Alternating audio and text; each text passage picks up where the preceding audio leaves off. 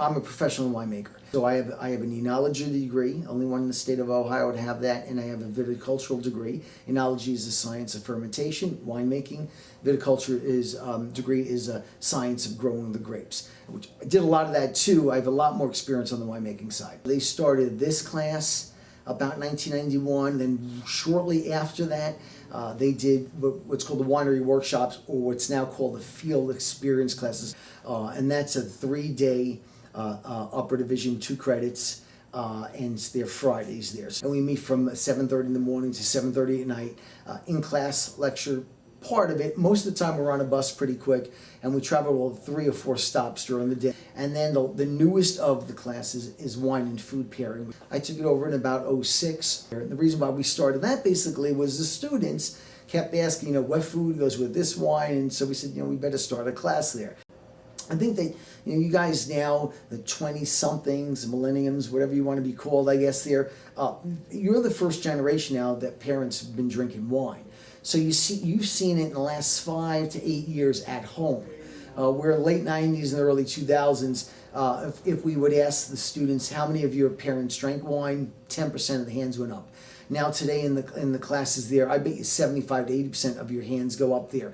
So now it's part of your kind of culture growing up, which is a very good thing, because 40, 50, 60-year-olds, whatever they have students in college now, drink a lot more wine there. So they're used to seeing wine. They're more inquisitive about it there. They know that it's a really important aspect of networking, dating, helping them get jobs. Without a doubt, they're knowing about wine. It perceives you as being smarter, without a doubt. I've had a number of students saying, I think I got the job because I talked about wine with the prospective employer. And I think that's a really cool thing about it there and stuff. And there's not too many colleges that do it. And I've been doing it here since 1998, so 15 years, which has gone by really quick.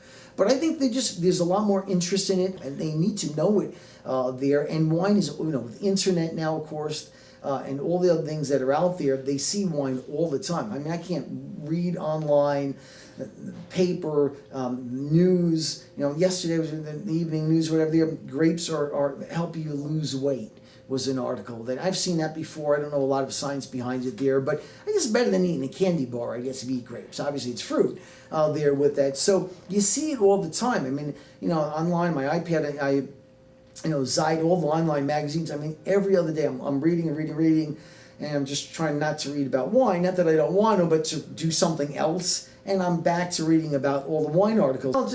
Hopefully to simplify wine for them to understand, to appreciate, and to enjoy throughout their lives. So basically, the one thing about wine, which is a good thing about wine, it's not Coca-Cola or Pepsi or Bud Light or whatever it might be, which is exactly the same. So you like Coca-Cola, or you like 7-Up, and you're done basically with that. It tastes the same wherever you are in America or around the world. Wine is not like that. Chardonnay is different. Every bottle of Chardonnay is a little bit different. There's similarities between all of them. Dry white wine, but some is oak age, some is non-oak age, for example there. So for the students, any adult, that no matter what age you start sipping, start on wine, but to try to take the mystery out of it there and just make it easier for them to enjoy, but basically make it easy for them to buy wine and to enjoy wine and to experience wine throughout their lives.